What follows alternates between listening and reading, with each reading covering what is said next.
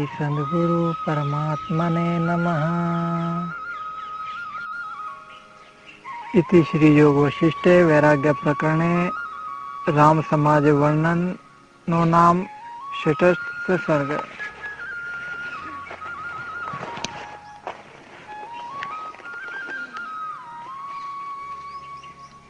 श्री राम जी बोले, हे भगवान,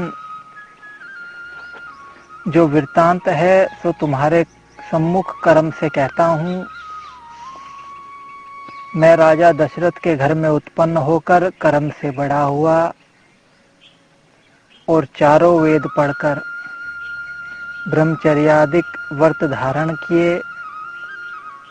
तदंतर घर में आया और मेरे हृदय में विचार हुआ कि तीर्थाटन करूं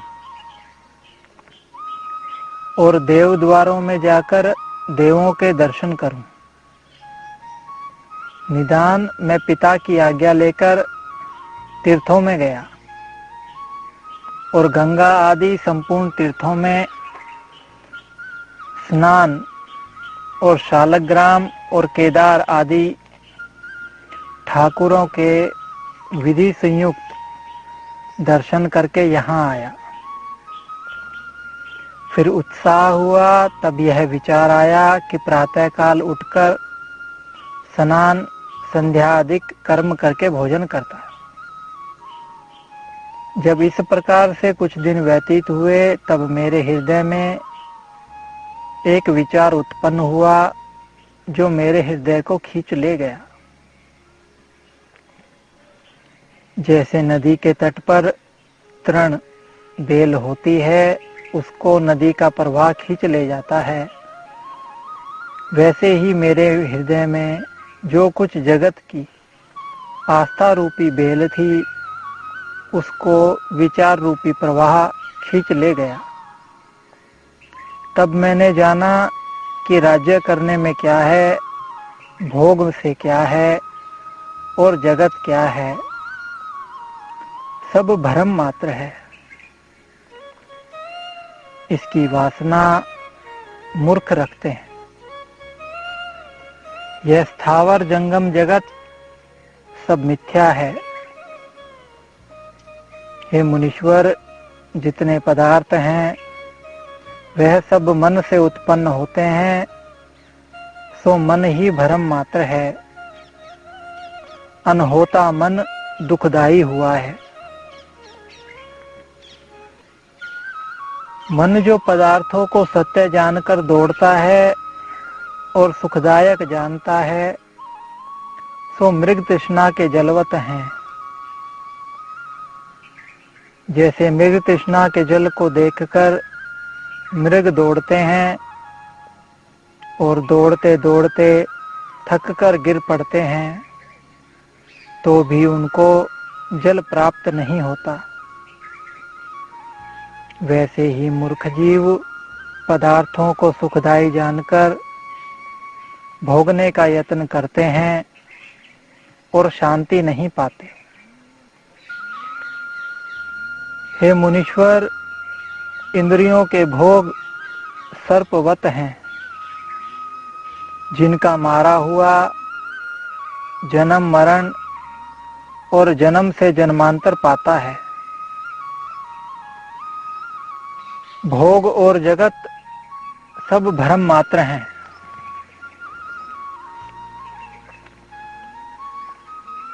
उनमें जो आस्था करते हैं वह महामूर्ख हैं।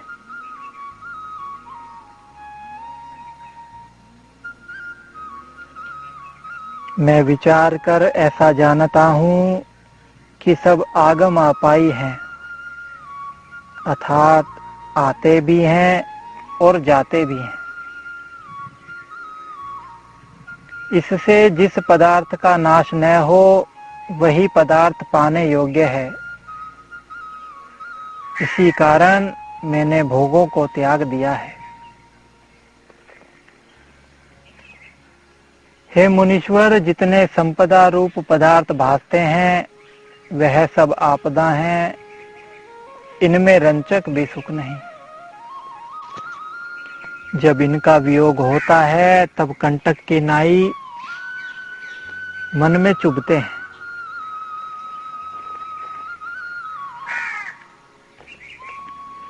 जब इंद्रियों को भोग प्राप्त होते हैं तब जीव राग द्वेष से जलता है, और जब नहीं प्राप्त होते तब तृष्णा से जलता है।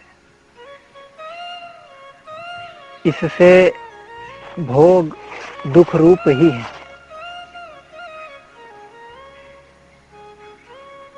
जैसे पत्थर की शिला में छिद्र नहीं होता, वैसे ही भोग रूपी दुख की शिला में सुख रूप छिद्र नहीं होता। हे मुनीश्वर, मैं विषय की तृष्णा में बहुत काल से जलता रहा हूँ।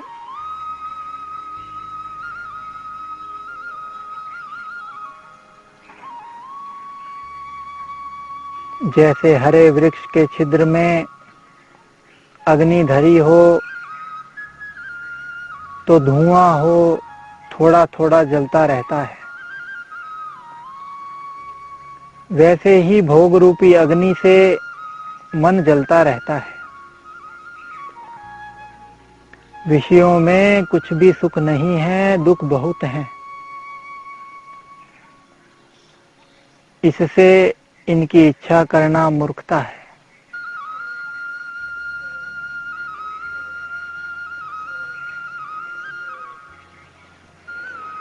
जैसे खाई के ऊपर तृण और पात होते हैं और उससे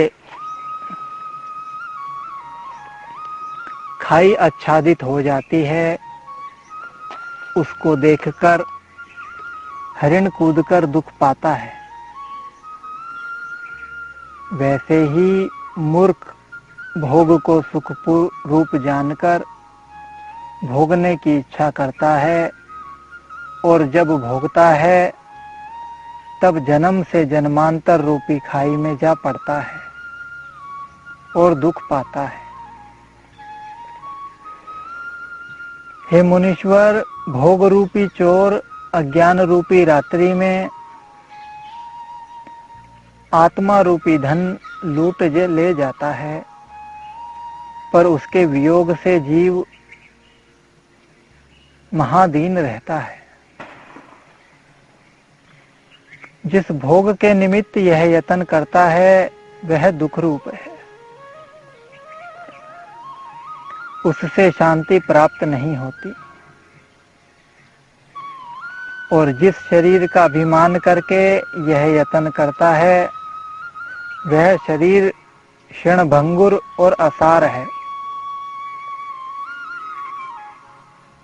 जिस पुरुष को सदा भोग की इच्छा रहती है वह मूर्ख और जड़ है। उसका बोलना और चलना भी ऐसा है जैसे सूखे बांस के छिद्र में पवन जाता है और उसके वेग से शब्द होता है।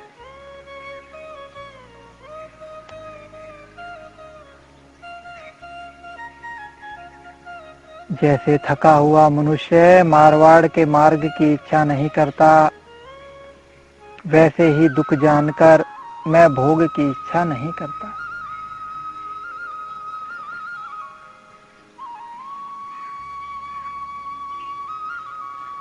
लक्ष्मी भी परम अनर्थकारी है। जब तक इसकी प्राप्ति नहीं होती तब तक उसके पाने का यत्न होता है और यह अनर्थ करके प्राप्त होती है। जब लक्ष्मी प्राप्ति हुई तब सब सद्गुण अर्थात शीलता, संतोष, धर्म, उदारता, कोमलता, वैराग्य, विचार, दयादिक का नाश कर देती है।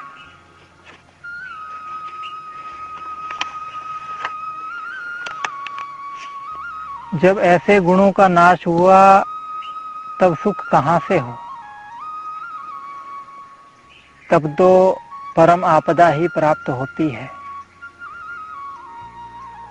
इसको परम दुख का कारण जानकर मैंने त्याग दिया है।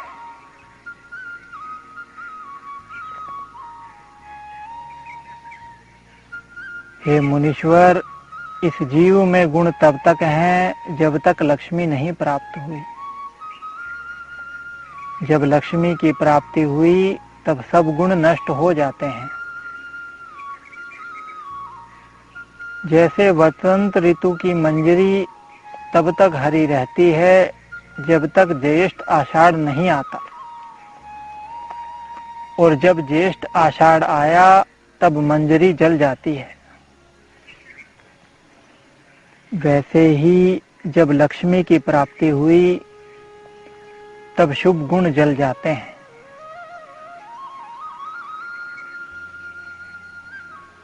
मधुर वचन तभी तक बोलता है जब तक लक्ष्मी की प्राप्ति नहीं हुई।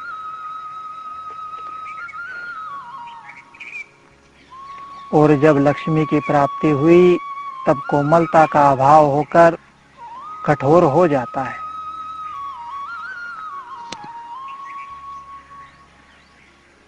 जैसे जल पतला तब तक रहता है जब तक शीतलता का संयोग नहीं हुआ।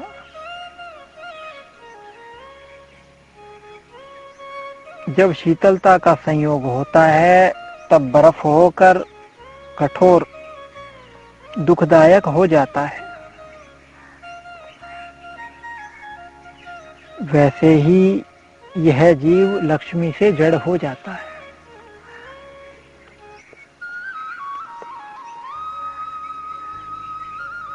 हे मुनीश्वर, जो कुछ संपदा है वह आपदा का मूल है, क्योंकि जब लक्ष्मी की प्राप्ति होती है तब बड़े बड़े सुख भोगता है, और जब उसका अभाव होता है तब तृष्णा से जलता है और जन्म से जन्मांतर को पाता है।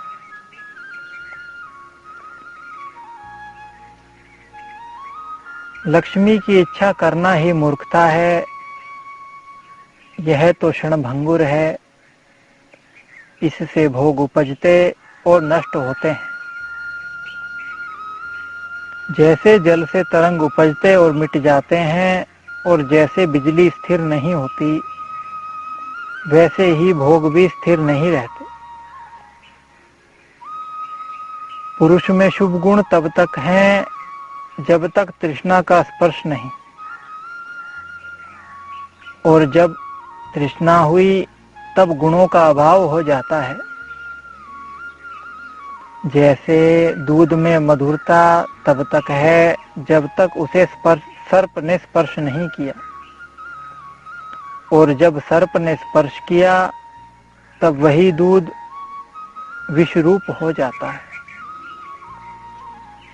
इति श्री योग वासिष्ठे वैराग्य प्रकरणे रामेण वैराग्य वर्णन नाम सप्तम सर्ग। श्री राम जी बोले, हे मुनीश्वर, लक्ष्मी देखने मात्र में ही सुंदर है। जब इसकी प्राप्ति होती है तब सद्गुणों का नाश कर देती है। जैसे विष की बेल देखने मात्र में ही सुंदर होती है और स्पर्श करने से मार डालती है, वैसे ही लक्ष्मी की प्राप्ति होने से जीव आत्मपद से वंचित हो महादीन हो जाता है।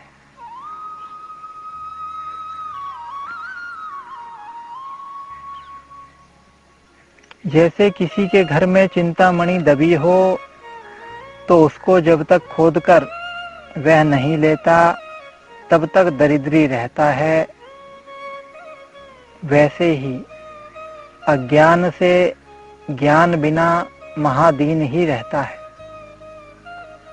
और आत्मानंद को नहीं पा सकता। आत्मानंद में विघ्न करने वाली लक्ष्मी है।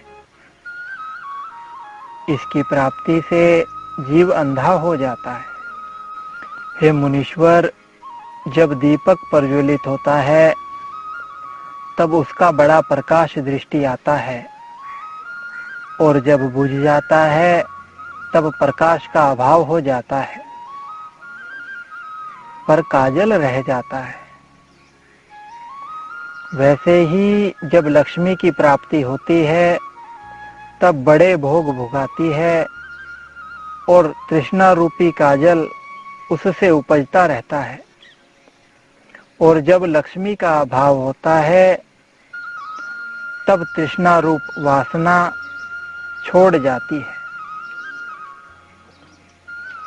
उस वासना तृष्णा से अनेक जन्म और मरण पाता है, कभी शांति नहीं पाता।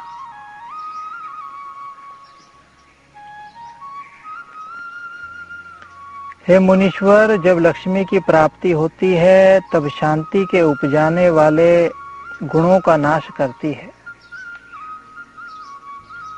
जैसे जब तक पवन नहीं चलता जब तक मेघ रहता है, और जब पवन चलता है तो मेघ का अभाव हो जाता है, वैसे ही लक्ष्मी जी की प्राप्ति होने से गुणों का अभाव होता है और गर्व की उत्पत्ति होती है।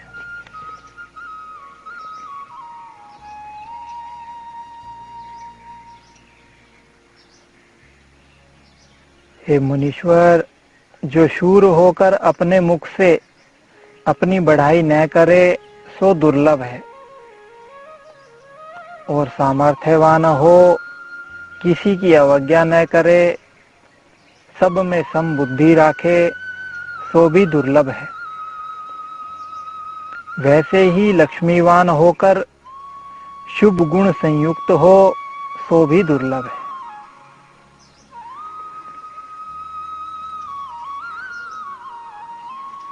हे मुनीश्वर, तृष्णा रूपी सर्प के विष के बढ़ाने को लक्ष्मी रूपी दूध है, उसे पीते पवन रूपी भोग के आहार करते कभी नहीं आघाता।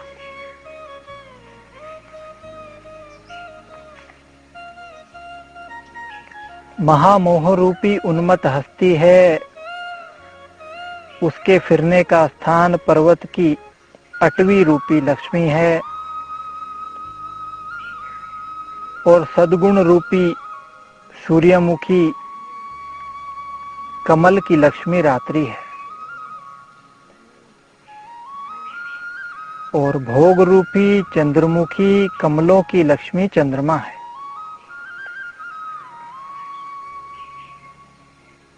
और वैराग्य रूप कमलिनी का नाश करने वाली लक्ष्मी बर्फ है।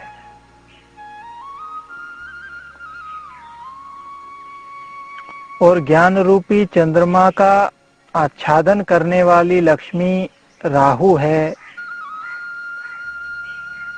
और मोह रूप उल्लूक की लक्ष्मी मानो रात्रि है। दुख रूप बिजली को लक्ष्मी आकाश है, और तृण रूपी बेली को बढ़ाने वाली लक्ष्मी मेघ है। तृष्णा रूप तरंग को लक्ष्मी समुद्र है, तृष्णा रूप भंवर को लक्ष्मी कमलिनी है, और जन्म के दुख रूपी जल का लक्ष्मी गड्ढा है।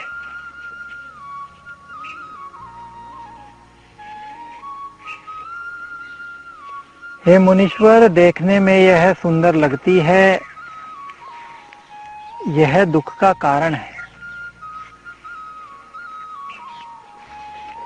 जैसे खड़क की धार देखने में सुंदर होती है और स्पर्श करने से नाश करती है, वैसे ही यह लक्ष्मी विचार रूपी मेघ का नाश करने को वायु है। हे मुनीश्वर, यह मैंने विचार करके देखा है कि इसमें कुछ भी सुख नहीं।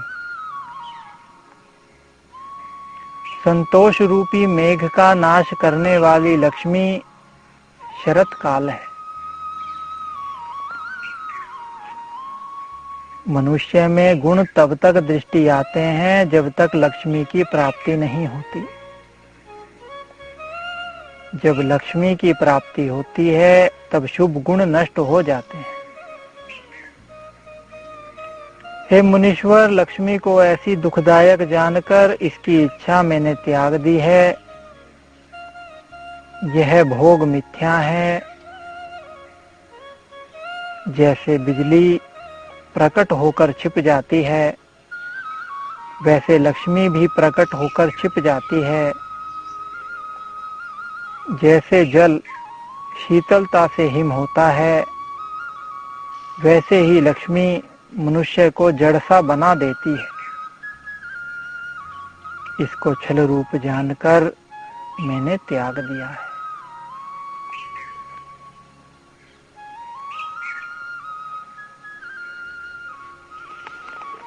इति श्री योग वशिष्ठे वैराग्य प्रकरणे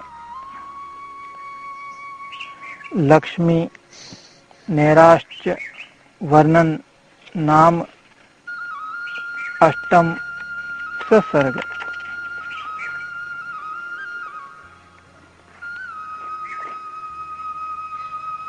राम जी बोले, हे मुनीश्वर,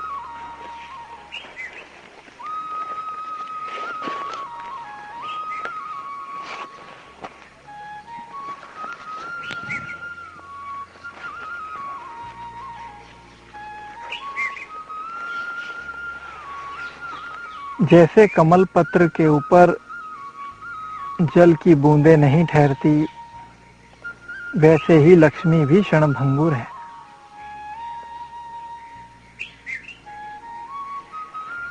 जैसे जल से तरंग होकर नष्ट होती हैं, वैसे ही लक्ष्मी वृद्धि होकर नष्ट हो जाती है।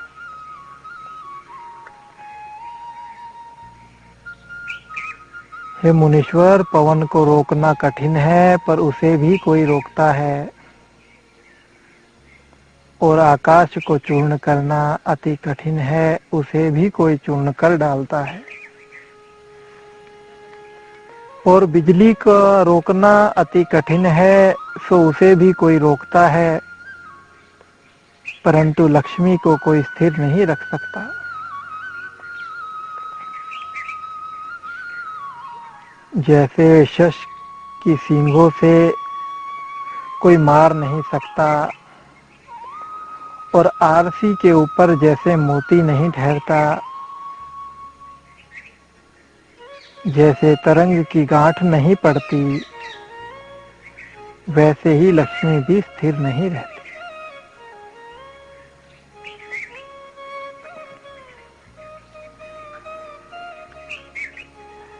लक्ष्मी बिजली की चमक सी है, सो होती है और मिट भी जाती है। जो लक्ष्मी पाकर अमर होना चाहे, उसे अति मूर्ख जानना, और लक्ष्मी पाकर जो भोग की वांछा करता है, वह महा आपदा का पात्र है।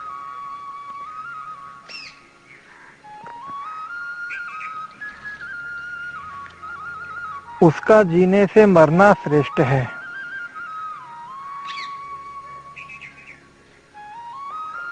जीने की आशा मूर्ख करते हैं।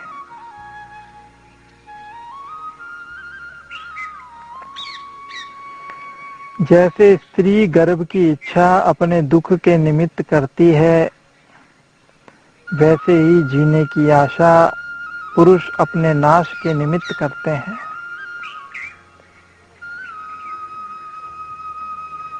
ज्ञानवान पुरुष जिनकी परम पद में स्थिति है और उससे तृप्त हुए हैं, उनका जीना सुख के निमित्त है।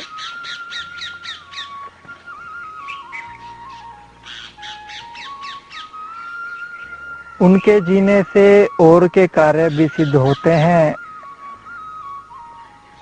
उनका जीना चिंतामणि की नाई श्रेष्ठ है।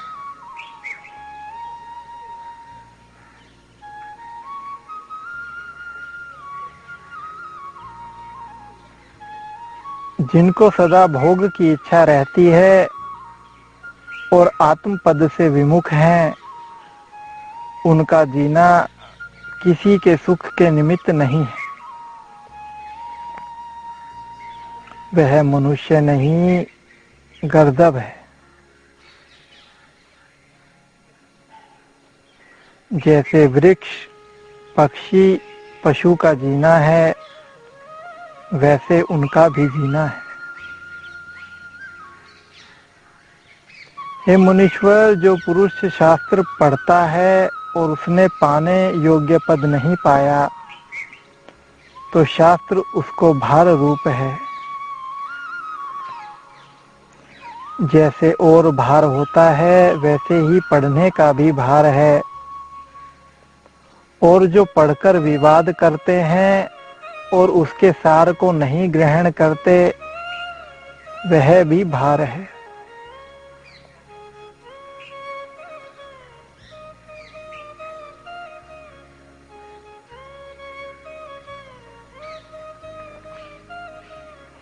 हे मुनीश्वर, यह मन आकाश रूप है।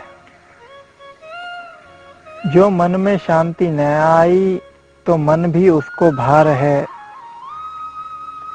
और जो मनुष्य शरीर को पाकर उसका अभिमान नहीं त्यागता, तो यह शरीर पाना भी उसका निष्फल है।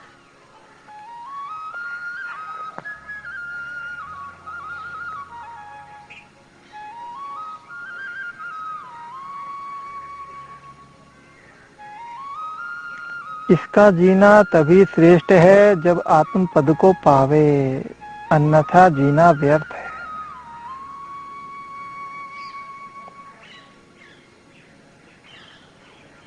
आत्म पद की प्राप्ति अभ्यास से होती है। जैसे जल पृथ्वी खोदने से निकलता है, वैसे ही आत्म पद की प्राप्ति भी अभ्यास से होती है। जो आत्म पद से विमुख होकर आशा की फांसी में फंसे हैं, वे संसार में भटकते रहते हैं। हे मुनीश्वर, जैसे सागर में तरंग अनेक उत्पन्न होकर नष्ट हो जाते हैं, वैसे ही यह लक्ष्मी भी क्षणभंगुर है। इसको पाकर जो अभिमान करता है, सो मूर्ख है। जैसे बिल्ली चूहे को पकड़ने के लिए पड़ी रहती है, वैसे ही लक्ष्मी उसको नरक में डालने के लिए घर में पड़ी रहती है।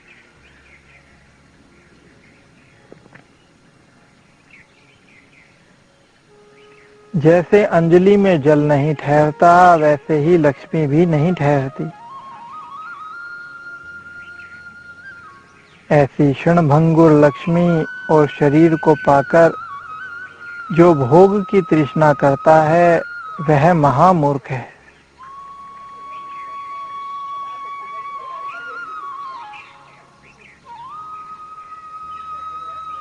वह मृत्यु के मुख में पड़ा हुआ जीने की आशा करता है।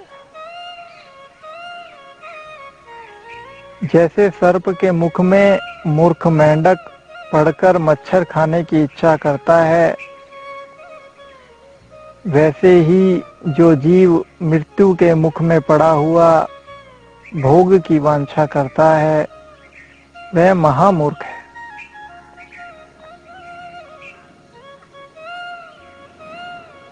जब युवा अवस्था नदी के प्रवाह की नाई चली जाती है, तब वृद्धा अवस्था आती है। उसमें महादुख प्रकट होते हैं।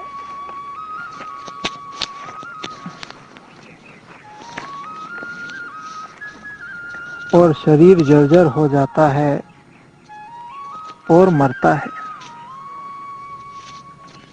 निदान एक क्षण भी मृत्यु इसको नहीं बिसारती।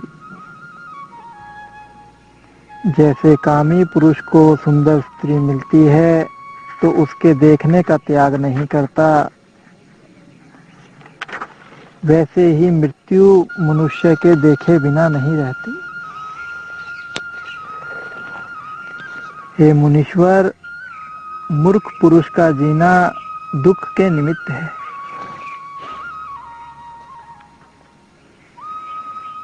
जैसे वृद्ध मनुष्य का जीना दुख का कारण है, वैसे ही अज्ञानी का जीना दुख का कारण है। उसके बहुत जीने से मरना श्रेष्ठ है।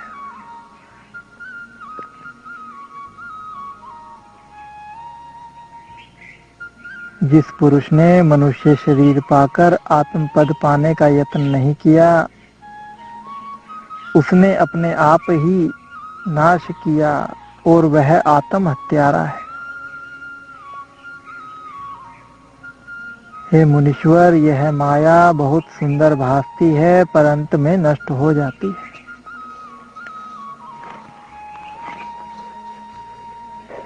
जैसे काठ को भीतर से घुन खा जाता है और बाहर से बहुत सुंदर दिखता है, वैसे ही यह जीव बाहर से सुंदर दृष्टि आता है और भीतर से उसको तृष्णा खा जाती है।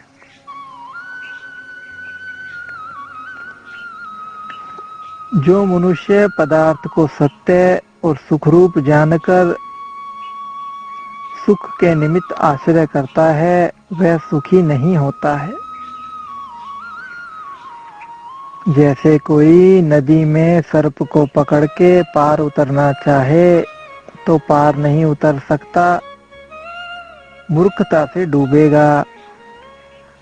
वैसे ही जो संसार के पदार्थों को सुखरूप जान के आश्रय करता है तो सुख नहीं पाता, संसार समुद्र में डूब जाता है। हे मुनीश्वर, यह संसार इंद्रधनुष की नाई है। जैसे इंद्रधनुष बहुत रंग का दृष्टि आता है और उससे कुछ अर्थ सिद्ध नहीं होता, वैसे ही यह संसार भ्रम मात्र है। इसमें सुख की इच्छा रखना व्यर्थ है। इस प्रकार जगत को मैंने असत रूप जानकर निर्वासनिक होने की इच्छा की है।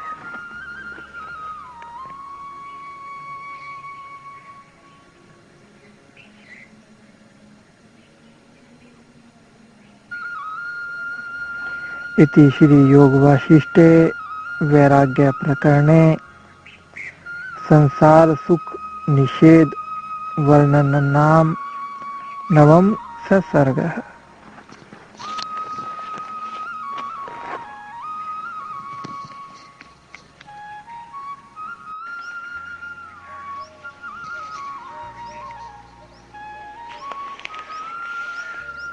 श्री राम जी बोले, हे मुनीश्वर,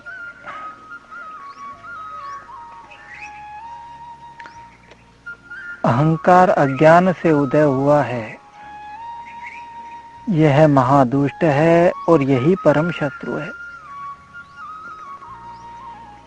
इसने मुझको दबा डाला है पर मिथ्या है और सब दुखों की खानी है।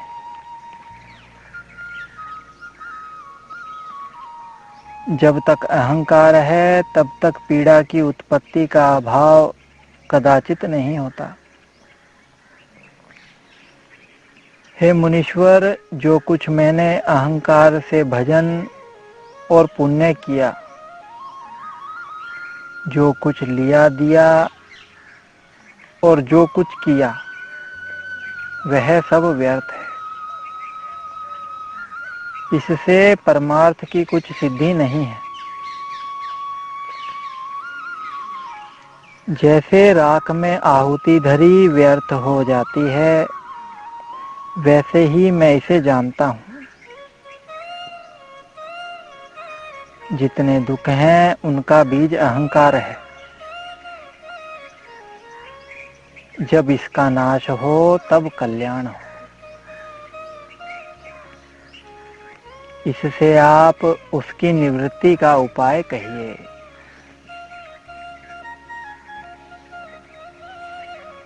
हे मुनीश्वर, जो वस्तु सत्य है इसके त्याग करने में दुख होता है,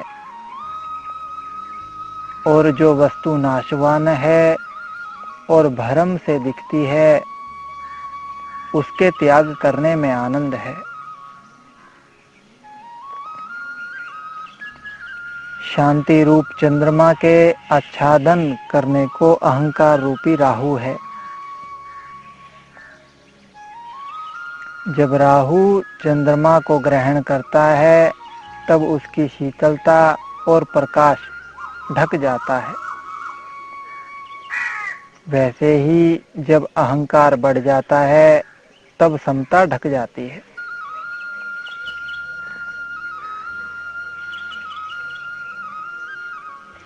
जब अहंकार रूपी मेघ गरज के वर्षता है तब तृष्णा रूपी कंटक मंजरी बढ़ जाती है और कभी नहीं घटती। जब अहंकार का नाश हो तब तृष्णा का अभाव हो।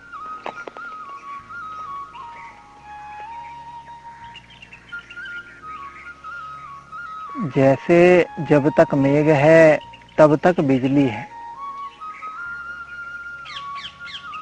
जब विवेक रूपी पवन चले तब अहंकार रूपी मेघ का अभाव होकर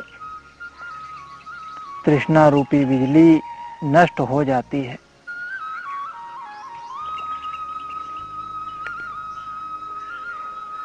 और जैसे जब तक तेल और बाती है तब तक दीपक का प्रकाश है।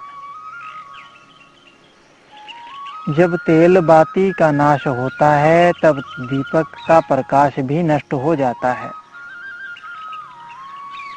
वैसे ही जब अहंकार का नाश हो तब तृष्णा का भी नाश होता है।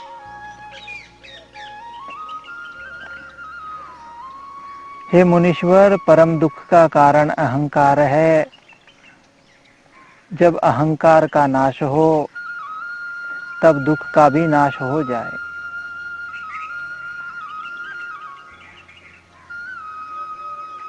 हे मुनीश्वर, यह जो मैं राम हूँ सो नहीं, और इच्छा भी कुछ नहीं, क्योंकि मैं नहीं तो इच्छा किसको हो,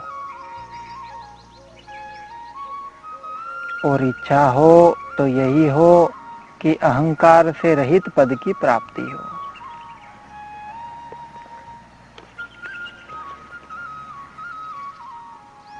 जैसे जनेंद्र को अहंकार का उत्थान नहीं हुआ वैसा मैं हूँ, ऐसी मुझको इच्छा है।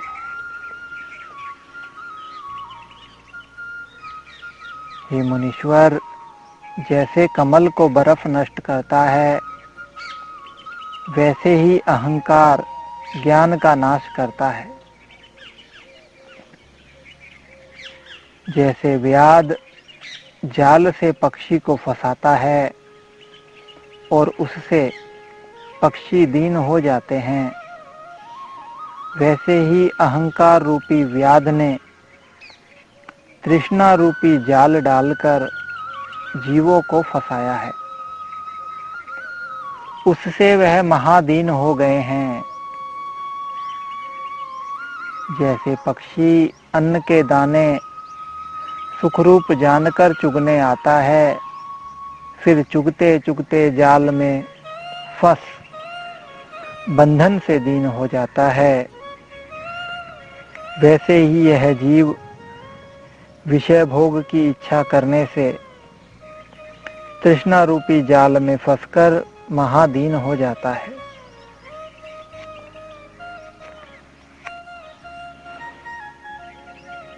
इससे हे मुनीश्वर, मुझसे वही उपाय कहिए जिससे अहंकार का नाश हो।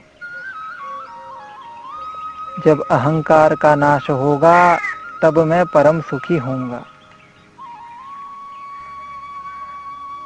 जैसे विंध्याचल पर्वत के आश्रय से उन्मत्त हस्ती गरजते हैं, वैसे ही अहंकार रूपी विंध्याचल पर्वत के आश्रय से मन रूपी उन्मत्त हस्ती नाना प्रकार के संकल्प विकल्प रूपी शब्द करता है। इससे आप वही उपाय कहिए जिससे अहंकार का नाश हो, जो कल्याण का मूल है।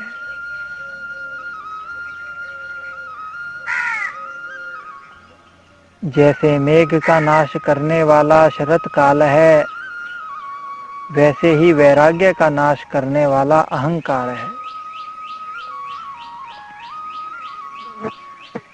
मोहादिक विकार रूप सर्पों के रहने का अहंकार रूपी बिल है, और वह कामी पुरुषों की नाई है। जैसे कामी पुरुष काम को भोगता है और फूल की माला गले में डालकर प्रसन्न होता है, वैसे ही तृष्णा रूपी तागा है और मन रूपी फूल है। सो तृष्णा रूपी तागे के साथ गुहे हैं। सो अहंकार रूपी कामी पुरुष उनको गले में डालता है और प्रसन्न होता है। हे मुनीश्वर, आत्मा रूपी सूर्य है, उसका आवरण करने वाला मेघ रूपी अहंकार है। जब ज्ञान रूपी शरत काल आता है, तब अहंकार रूपी मेघ का नाश हो जाता है और तृष्णा रूपी तुषार का भी नाश हो जाता है। हे मुनीश्वर, यह निश्चय कर मैंने देखा है कि जहाँ अहंकार है, वहाँ सब आपदाएं आकर प्राप्त होती हैं। जैसे समुद्र में सब नदी आकर प्राप्त होती हैं, वैसे ही अहंकार से सब आपदाओं की प्राप्ति होती है। इससे आप वही उपाय कहिए जिससे अहंकार का नाश हो।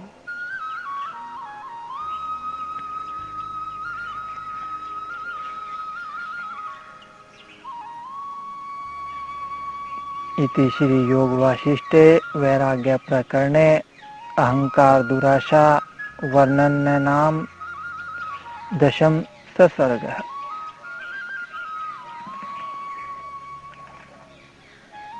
श्री राम जी बोले, हे मुनीश्वर,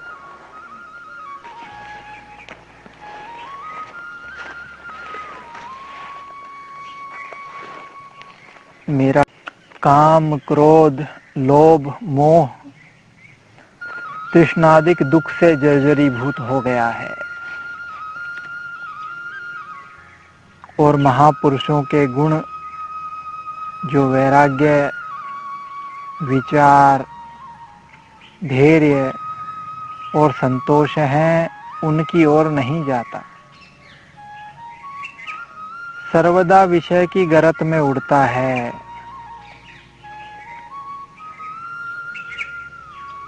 जैसे मोर का पंख पवन से नहीं ठहरता, वैसे ही यह चित्त सर्वदा भटका फिरता है, पर कुछ लाभ नहीं होता।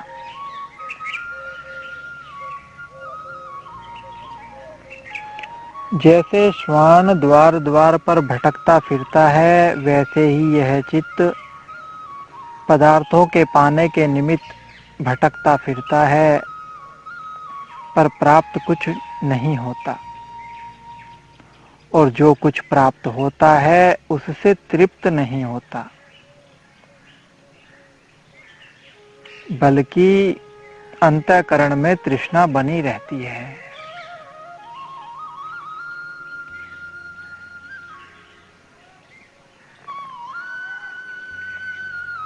जैसे पिटारे में जल भरिए तो वह पूर्ण नहीं होता, क्योंकि छिद्रों से जल निकल जाता है और पिटारा शून्य का शून्य रहता है।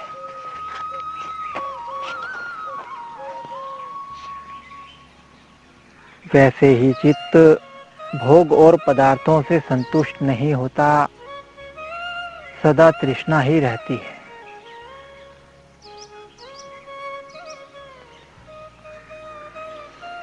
हे मुनीश्वर, यह चित्त रूपी महामोह का समुद्र है।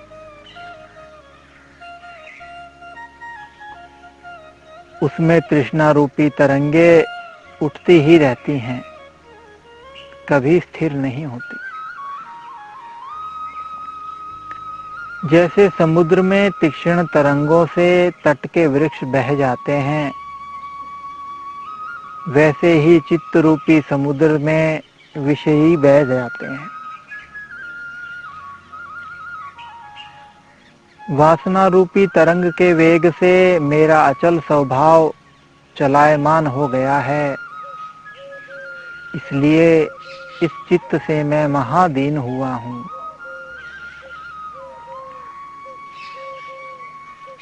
जैसे जाल में पड़ा हुआ पक्षी दीन हो जाता है, वैसे ही चित्त रूपी धीवर के वासना रूपी जाल में बंधा हुआ मैं दीन हो गया हूँ।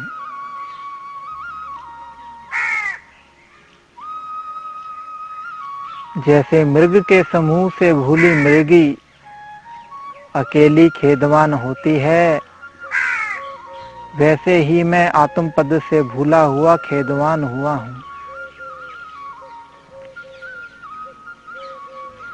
हे मुनीश्वर, यह चित्त सदा शोभवान रहता है, कभी स्थिर नहीं होता।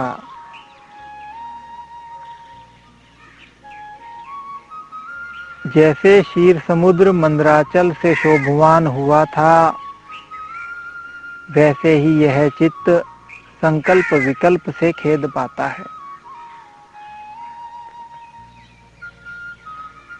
जैसे पिंजरे में आया सिंह पिंजरे ही में फिरता है, वैसे ही वासना में आया चित्त स्थिर नहीं होता।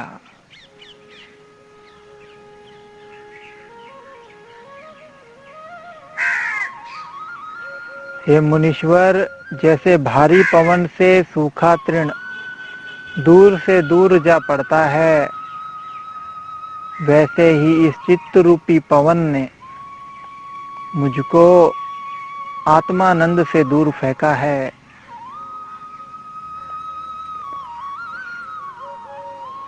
जैसे सूखे तृण को अग्नि जलाती है, वैसे ही मुझको चित्त जलाता है।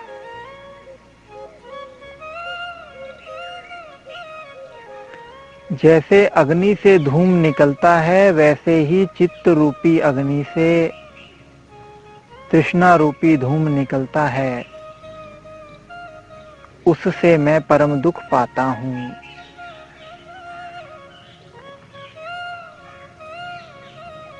यह चित्त हंस नहीं बनता। जैसे राजहंस मिले हुए दूध और जल को भिन्न भिन्न करता है, उसकी नाई मैं अनात्मा से अज्ञान के कारण एक हो गया हूँ, उसको भिन्न भिन्न नहीं कर सकता। और जब आत्म पद पाने का यत्न करता हूँ, तब अज्ञान उसे प्राप्त नहीं करने देता।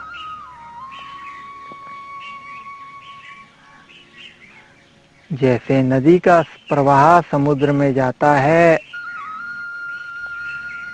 उसको पहाड़ सीधे नहीं चलने देता और समुद्र की ओर नहीं जाने देता, वैसे ही मुझको चित्त आत्मा की ओर से रोकता है।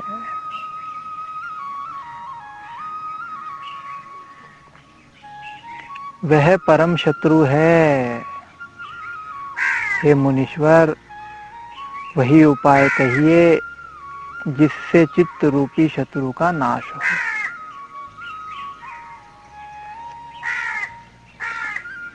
जैसे मृतक शरीर को शवान खाते हैं, वैसे ही तृष्णा मुझे खा रही है।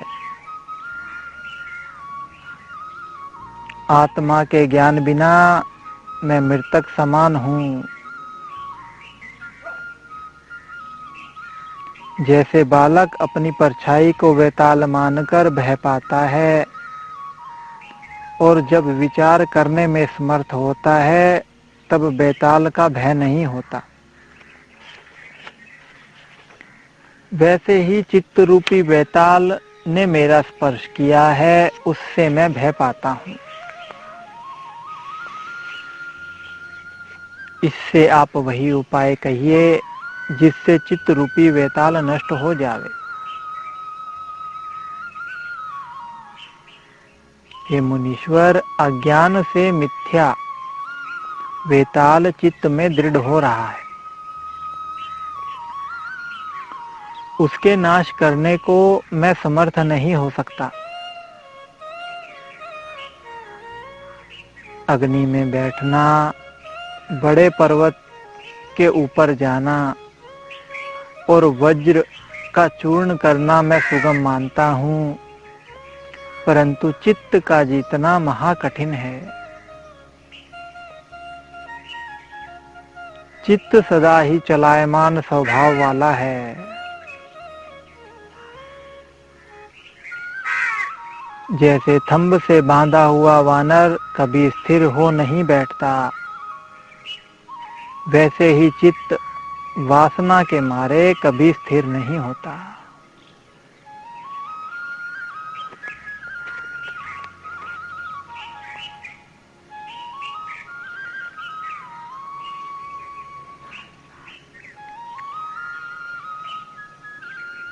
हे मुनीश्वर, बड़े समुद्र का पान कर जाना, अग्नि का भक्षण करना और सुमेरु का उल्लंघन करना सुगम है, परंतु चित्त का जीतना महाकठिन है,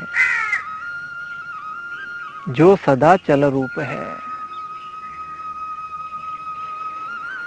जैसे समुद्र अपनी द्रवी स्वभाव कदाचित नहीं त्यागता, महाद्रवीभूत रहता है और उससे नाना प्रकार के तरंग उठते हैं, वैसे ही चित्त भी चंचल स्वभाव को कभी नहीं त्यागता और नाना प्रकार की वासना उपजती रहती है।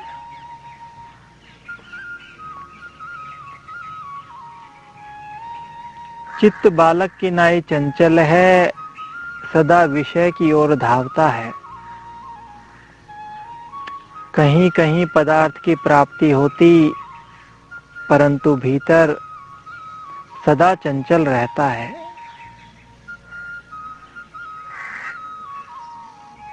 जैसे सूर्य के उदय होने से दिन होता है और अस्त होने से दिन का नाश होता है,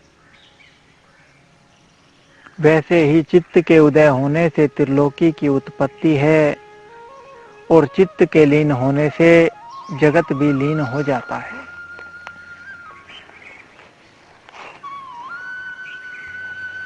हे मुनीश्वर, चित्त रूपी समुद्र है, वासना रूपी जल है, उसमें छल रूपी सर्प, जब जीव उसके निकट जाता है तब भोग रूपी सर्प उसको काटता है और तृष्णा रूपी विष स्पर्श करता है, उससे मरता है।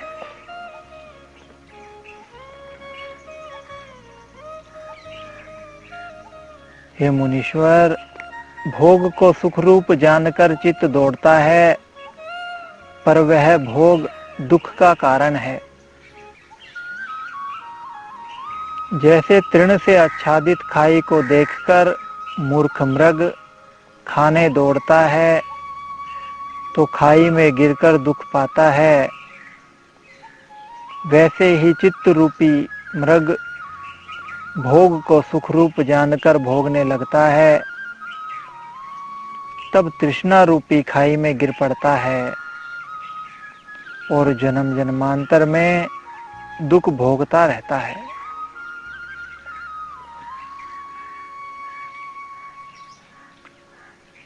हे मुनीश्वर, यह चित्त कभी कभी बड़ा गंभीर भी हो बैठता है।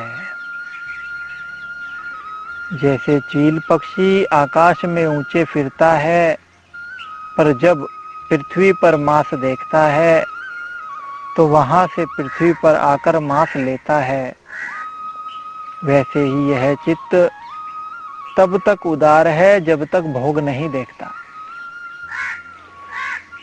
और जब विषय देखता है तब आसक्त हो विषय में गिर जाता है।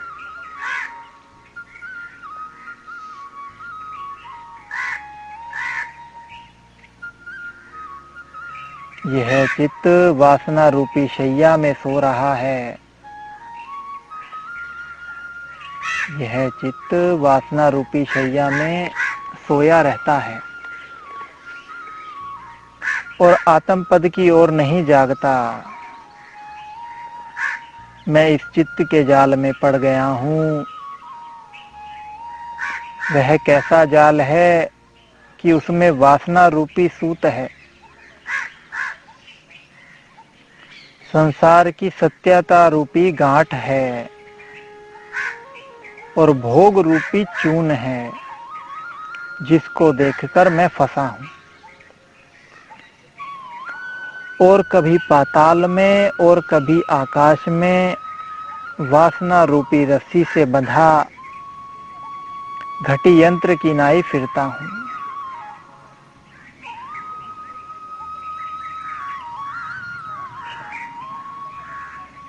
इससे हे मुनीश्वर, तुम वही उपाय कहो जिससे चित्त रूपी शत्रु को जीतूं।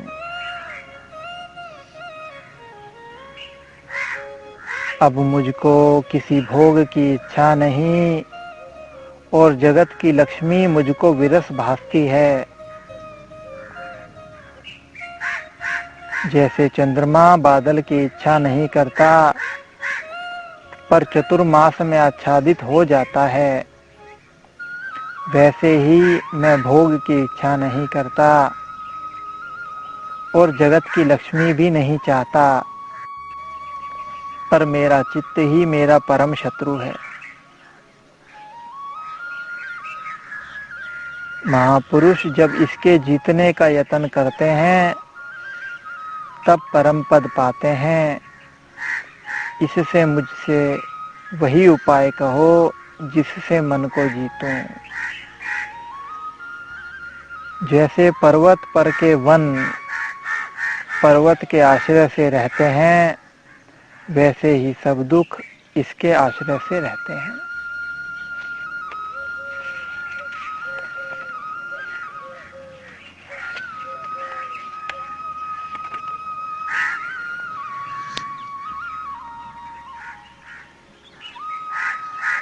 इति श्री योग वासिष्ठे वैराग्य प्रकरणे चित्त दोरात में वर्णन नाम में का 10 सर्ग है।